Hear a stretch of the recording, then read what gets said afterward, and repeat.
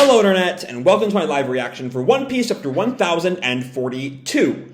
When we last left our heroes, Momo continued to explain to Yamato a bit more about knowing Zunisha and Joy Boy, a little bit about their history, and also that some missing pages in Oden's logbook has made him nervous about following through on Oden's plan to open the borders.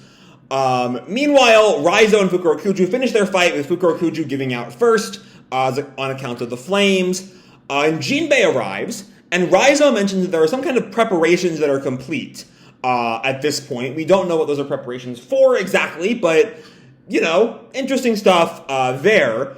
And then at last, Hiyori makes her move on Orochi, revealing Komurasaki as Hiyori, and having trapped Orochi and planted a sea stone nail on Orochi, or like, it's unclear if by nail it means like a building material nail, or like scratched him with a fingernail made of sea stone or something. It's a little unclear, but the sea stone has left Orochi unable to transform, so he's trapped in a collapsing, burning building, probably to finally die. Meanwhile, CP0 and Izo, we see like the end of their battle. Never really got to see the end of it, or the gist of it. As the giant, not quite human CP0 member falls, and as does Izo. It's a little bit unclear if Izo survived that, but it is One Piece, and people tend to survive in One Piece. Anyway, the more humanoid CP0 member learns from the other CP0 agent, who had been presuming is Lucci, that the five elders have given the order that he is to stop Luffy no matter what. Even if Luffy is still fighting Kaido, he has to get in the middle of that, which will make neither Luffy nor Kaido happy. So, you know, our CP0 friend is not having a good time. Meanwhile, Frankie has saved Zoro, and the Kaido-Luffy fight is continuing, as Kaido feels the loss of Big Mom and reflects somewhat on their earliest days. But, you know, the fight is still continuing. I believe we sort of ended last week with the fight just kind of going on. Also, Luffy is running out of strength. He has one last bit of Gear Force Snake Man before he just can't do anything, and he'll lose if that happens. So yeah, with that said, let's dive right on in chapter 1042, The Victor Needs No Epithet. And we open with German 66's An Emotionless Excursion, Volume 6, Take Niji and Yonji to Whole Cake Island.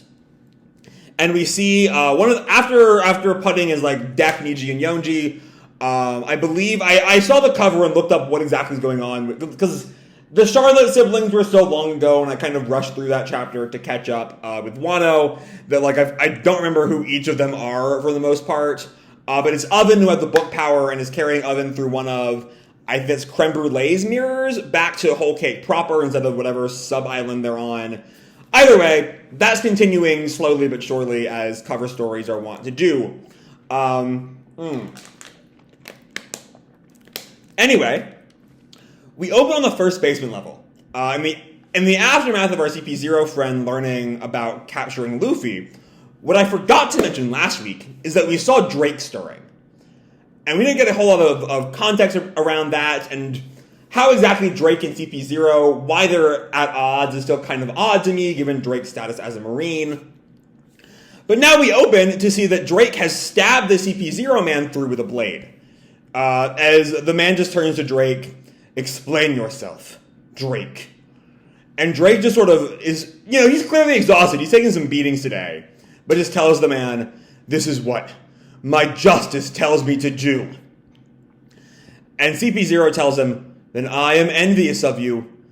And he zips away using one of those Cypher Pole abilities that I've forgotten about. And then uses the finger gun thing to shoot at Drake, who falls over. It looks like he was shot in the throat. But at this point, I'm not going to keep on guessing, is he dead or is he not? Because the sheer list of people who may be dead on Onigashima at this point is like half the cast. So I have no idea if this is going to be the end for Drake or not. But with that, we cut to the Flower Capital. People are still just sort of celebrating, trying to enjoy themselves before the festival ends, and still unaware of Onigashima's encroaching arrival. There's just like laughter in the streets. Wah! Did you all write down your wishes? Now light the fires in the skyboats, and those like lanterns that I guess have wishes in them. We see Toko there. Yay! It's time to make them fly. Send your wishes into the sky. And then we come to the rooftop of Onigashima. We just have that briefest of little check-ins with the flower capital as Onigashima is approaching, and Luffy is still going all Snake Man Hydra on Kaido's ass with his arms at like random 90-degree angles all over the place, hitting Kaido again and again and again. This time, though, Kaido's able to block one of the fists with his club, creating a bit of an impact there. But even with that one deflection, Luffy is still kind of getting the drop on Kaido. Just like the sheer randomness of Luffy's angles, I think, is kind of throwing Kaido for a loop. And maybe the drunkenness is not really helping him now. You know, there was some mention in the comments back when Kaido, got super drunk, that having like the filters off of drunkenness is like could like increase his haki, but it also could like destabilize him, which allows Luffy's kind of random attacks to be a bit more effective, I'd wager. But we do see Luffy for a second, and he's running out of steam. He said last week, this might be the end for him. If this attack doesn't make it, he's lost. And he's definitely starting to run low. But he is still hitting for now, as Kaido thinks, is he bending the trajectory of his attacks? And screams, "That hurts!" And continues his thoughts, "Given the nature of rubber, that's impossible." But again, if there's some kind of Gum awakening that we haven't really gotten to see yet, that could explain the impossibility there. I know that a lot of people are very unhappy with the idea of the Gum fruit being anything other than like some random fruit. I will say I'm going to save any of my real thoughts about, what it means that Luffy's fruit is seemingly so important until like we have a bit more knowledge as to what is going on with Luffy or what is going on with the Gum fruit. But again, if there is some secret to it that could explain why this impossibility of Luffy's like 90-degree angles is working here. But Kaido's hit again and he screams, "Ah! Stop it already! Yeah! That hurts! Just stop!" And we see he's in like he's given another like drunken phase, drunken beggar. But there's this like heart emote in his words. He's doing this sort of like cute little cheek poke or whatever. It's an interesting thing for Kaido to do here. But Luffy just goes on, "Are you still drunk?" But then Kaido tells him, "Don't assume you're the only one who can see the future." Calling back to, right, because I forgot about the sort of future sight observation haki level up, right? That Luffy gained in the fight with Katakuri, as I recall. That was just like, 150 chapters ago at this point. It's been a while. But Luffy's sort of shocked at Kaido maybe having a leg up on him here. And I think this is Luffy's line, because we see the same wheeze that's sort of symbolizing Luffy here. "What if I tried copying you?" And, oh no, that'd be Kaido's line. Because it's, "What if I tried copying you? Is it like this?" And we see Kaido his neck is at this right angle. He's gone back into his dragon form. Drunken thief stage of drunkenness, I guess. And Kaido just like roars at Luffy and lunges. The same sort of right angle throwing Luffy off that now is allowing Kaido, or the right angle that threw Kaido off is now throwing Luffy off, and Luffy gets bit put right in Kaido's mouth as Luffy screams, "Ow!"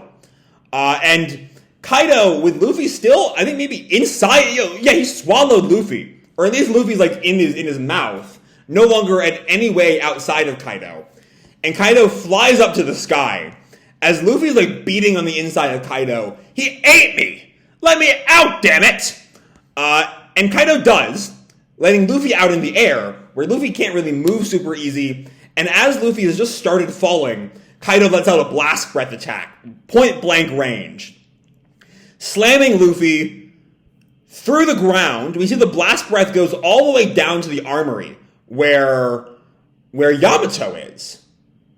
And could that still impact the bombs?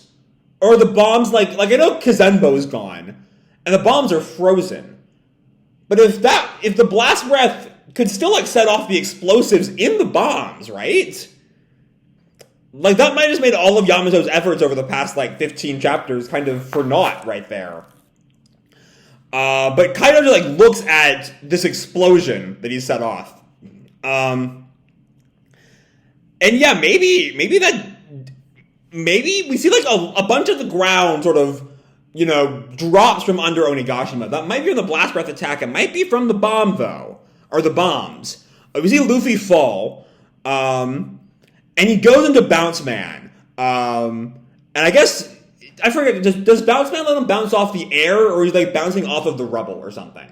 I don't recall. I'm really, really bad with remembering the specifics of how One Piece attacks work. Or One Piece modes. Like, there's so many different types of things in One Piece.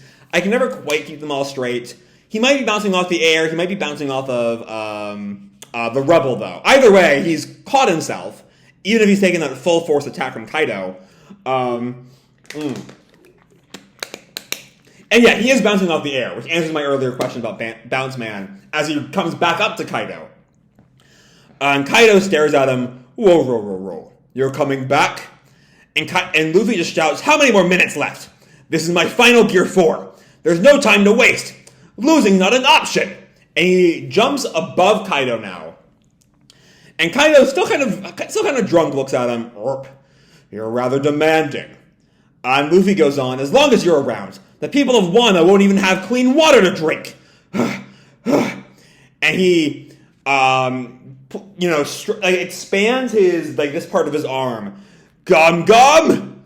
And Kaido tells him, whoa, whoa, whoa, whoa. Well, you're free to take sides however you wish. But let me tell you, these Wano folk have accepted defeat into their hearts. Weaklings who shun violence. Casualties who found glory in death. I've seen plenty of the losers and vanquished here. And they all have their excuses.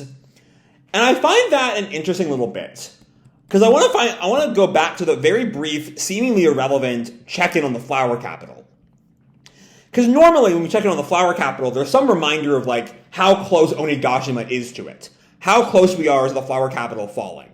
Or being crushed by rubble. But here we don't have that. We just see them celebrating through the pain. You know, seeing them enjoying their brief respite from tyranny. And it's hard to call that weak. You know, they put up with Orochi and Kaido for 20 years, and still they still find time to smile in this one night of freedom. And so it's hard for me to call that weak, as much as Kaido seems to want to say it. But anyway, Luffy goes on. Shut up! Samurai are strong. And Kaido readies another attack. Strong or just stubborn? The victor needs no epithet. So which are you? But before he can get that attack off, Luffy finally releases his attack. Overcong gun! And hits Kaido right up in the chin. And Kaido, the blast breath dissipates and hits the ground. And Luffy approaches it. He's not letting up here. He's not done. Gotta knock him all the way out while I can still use Gear 4. But Kaido's right back up with another attack, seemingly in his hybrid form. Thunder! Bellow! And Luffy's ready for whatever he's throwing. Bagua! And he hits Luffy with his club. Fortunately, Thunder doesn't really work on Kaido here, or on Luffy, given the rubber. And Luffy is not doing good. His eyes are, like, whited out. And as he falls, we see, I guess it's like my first thought was like the soul fruit, his soul leaving him. But that might just be, I forget the last time we saw, it's been a while since Gear 4 ran off, way back in like 1000. But that might just be like the effect of, as Gear 4 wears off and he's all weakened, I think that might be the effect of like that strength leaving his body.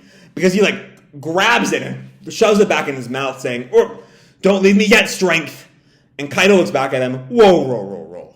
And we see he's now in his bloodthirsty drunk stage.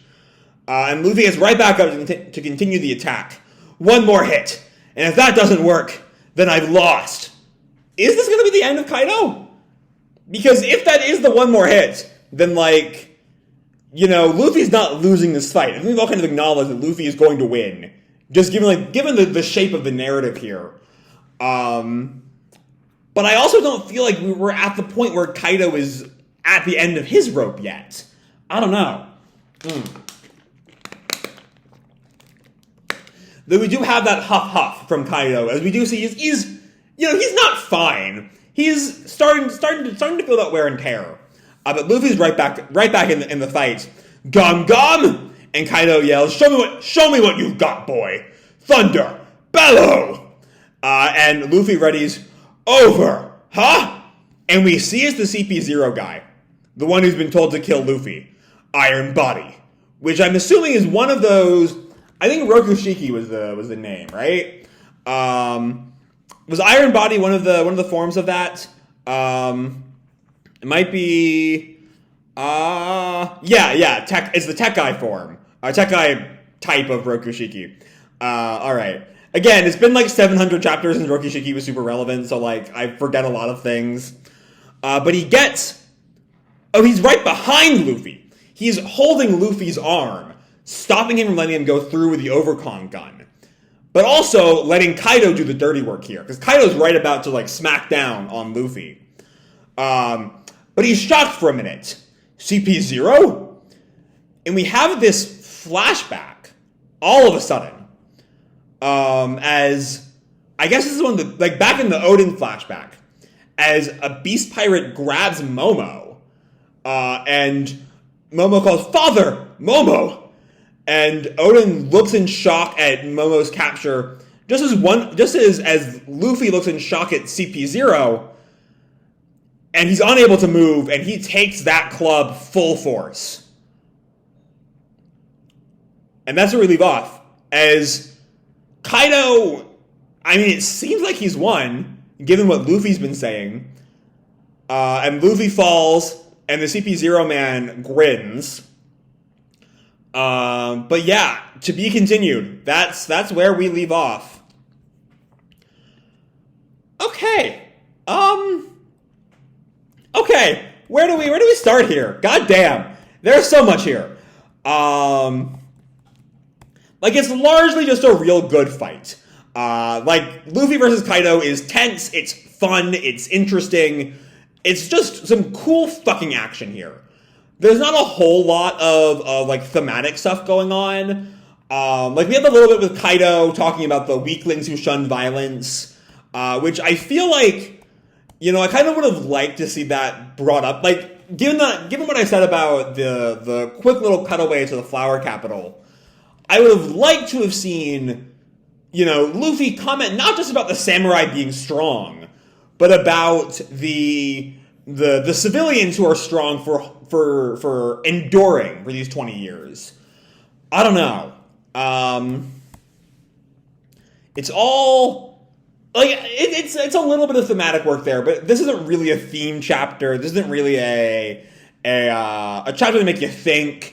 It's a chapter to get the blood pumping. You know, as Luffy pulls out all of his last stops to try to beat Kaido, and perhaps he would have won, but thanks to CP0, it seems like Luffy lost. And I really thought that, like, at the end of this fight, Luffy would win. You know? I didn't think it would be this chapter. I thought it would be, like, 6 or 7 chapters maybe from now. Luffy would finally put the finishing blow on Kaido. But I really didn't... Like, my prediction for how CP0 would factor in here is he would show up, Luffy and Kaido would see him and be, like, pissed at him for interrupting the fight, and would, like, maybe it would either be, like, a short-term tag team against CP0, or it would be, like, a three-way, like, match here. But I guess, given what we saw from the CP0 man last week, you know, I don't think he really ever considered going, you know, fighting fairly here. He was never going to beat Luffy in a fair fight. And it is the smart move to let Kaido do the killing for him. It's just, you know, now what? Now where the fuck do we go from here? Because it sure does seem like Luffy's loss. Again. which, you know, like a lot of big villains like Crocodile or Kaido, or I think the same thing happened with Dofi and with Lucci, maybe, at least for the three who we haven't finished with yet. Luffy definitely lost twice to Crocodile, and I think lost twice to Dofi and Lucci. And he's so far, I think, only really lost. Okay, so it's hard to say if he's lost once or twice to Kaido, because he definitely lost at the beginning when he got put in jail. But also, is him getting knocked off the island losing? Or is that just him being kicked out of the fight for a little bit? Because it's still kind of the same fight when he gets back. I don't know. Onigashima is, you know, long and complex and weird. But God, I don't know where we're going with this. I need that next chapter ASAP. It'll be a long wait until next Sunday. I'm glad we're not on hiatus this week because, oh boy, I need to know what happens next. Because there's just so much good shit here, and I want to see how it all plays out. So with that said, I'm going to leave this video off here. Hope you'll enjoy the chapter and the video itself. If you did, feel free to drop me a like or subscribe. You know, do whatever makes you happy, you know? And as always, your life is your own, okay? Bye!